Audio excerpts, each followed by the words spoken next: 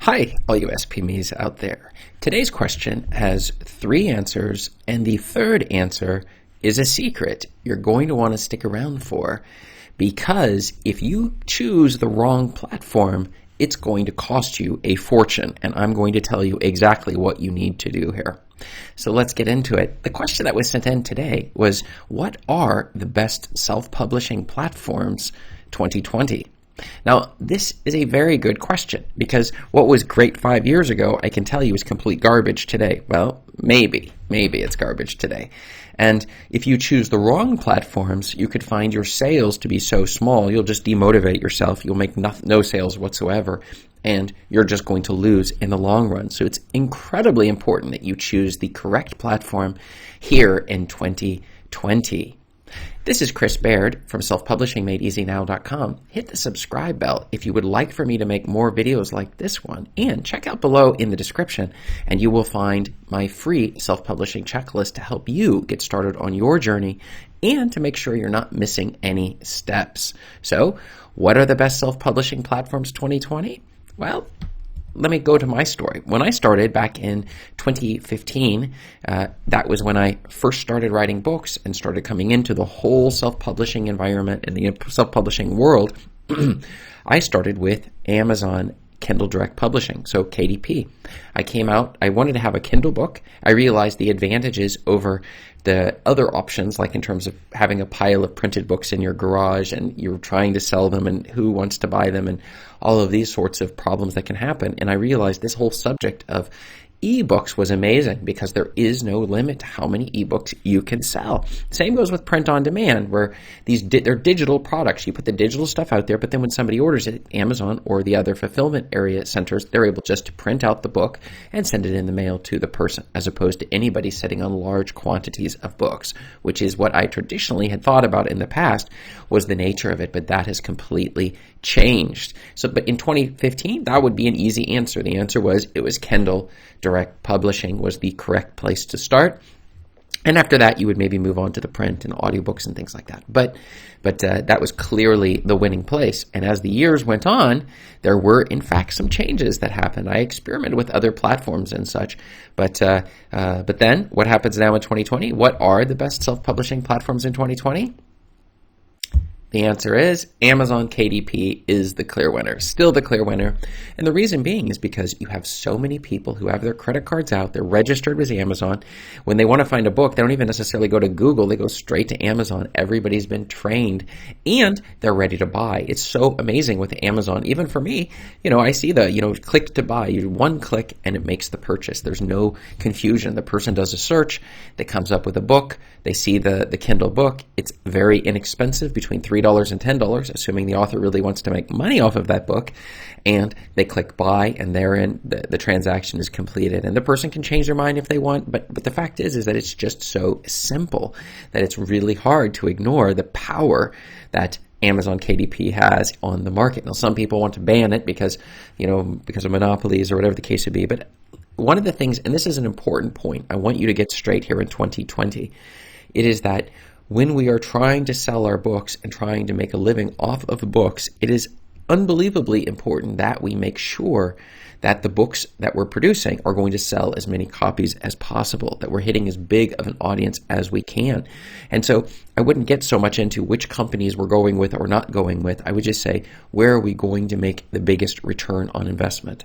And once you've made tons and you've got your books, then you can be selective and say, oh, I don't want to go with Amazon. I'd rather go with another indie, a smaller company or maybe a local bookstore. It doesn't really even matter. The point is that until you've made it, you're making a killing. I wouldn't worry so much about that. It's just about getting the sales in. So that's a very, very important point, that many indie authors don't really understand the power of this particular game here in terms of focusing on the sales. You have your art on the one side, which is your artistic creativity. We're making sure that we're optimizing it, and then we're putting it out there to maximize the number of sales that we're going to be getting. And you combine those two together, that's going to give us the ability to make the best profit we can off of the books that we have.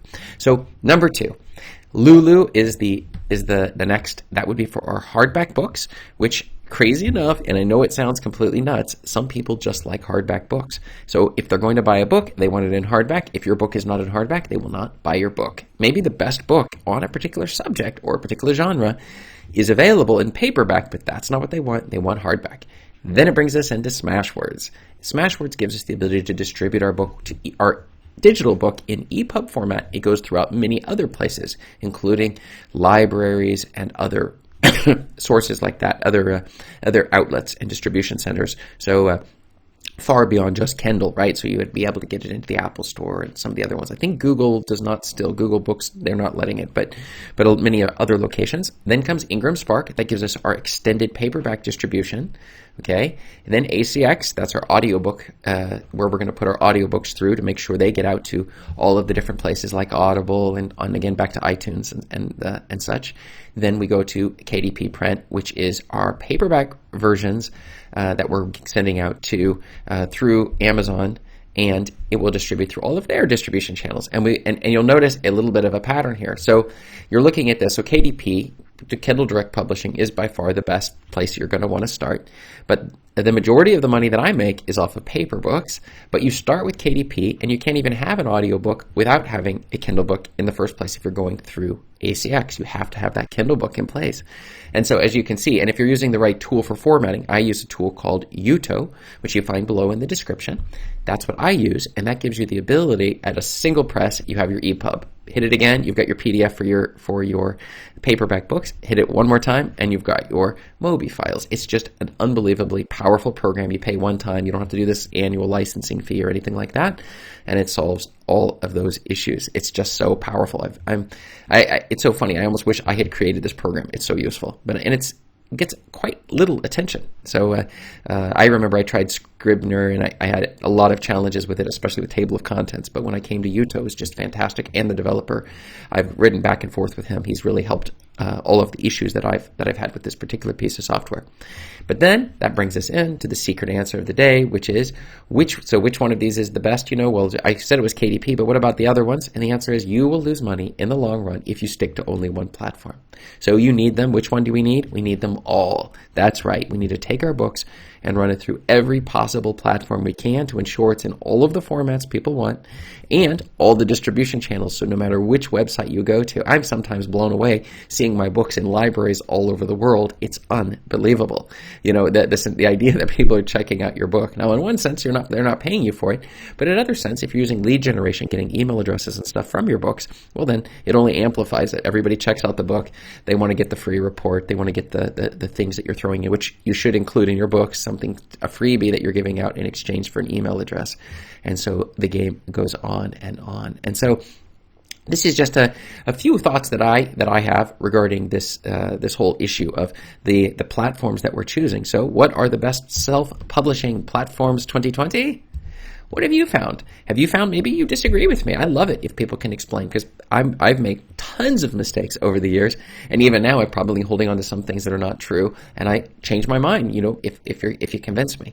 And so I'm very eager. So let me know if I've said something that was maybe wrong, or maybe you agree. Let me know below in the comments. I respond to all comments that come in, and check above me here, and you'll see the next video answer to your self-publishing questions. Thanks.